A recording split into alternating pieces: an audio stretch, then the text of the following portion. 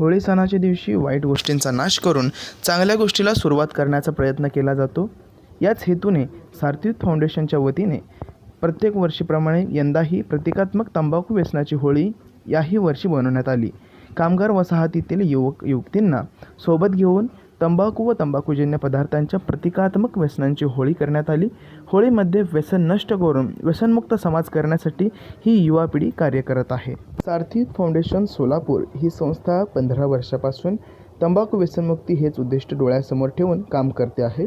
यावेळी तंबाखू, सिगारेट, विडी, गुटखा, मावा, मशेरी अशा तंबाखू व तंबाखूजन्य पदार्थांची नावे कागदावर लिहून पदार्थांच्या नावाची होळी करून या दुष्ट पदार्थांना अर्थात व्यसनांना आपण समाजातून हद्दपार करूयात असा समाजाला संदेश दिला। संस्कृती आणि उद्दिष्टे यामध्ये अशा अभिनव उपक्रमाचा पूल बांधणे आता गरजेचे झाले आहे, असे उद्गार संस्थेचे सचिव रामचंद्र वाघमारे यांनी केले। या प्रसंगी संस्थेचे कोर कमिटी सदस्य प्रसाद आतनूरकर, समन्वयक गुरुनाथ ताटे आणि स्वयंसेवक यांनी आसपासच्या कचरा गोळा करून त्याचीच होळी करून परिसर स्वच्छतेचा संदेश पसरवला आहे। हे आणखीन विशेष, हा उपक्रम पाहण्यासाठी नागरिकांनी आणि बाळगोपाळांनी गर्दी केली होती। AS न्यूज चॅनलला लाईक करा, शेअर करा आणि सबस्क्राईब करायला विसरू नका।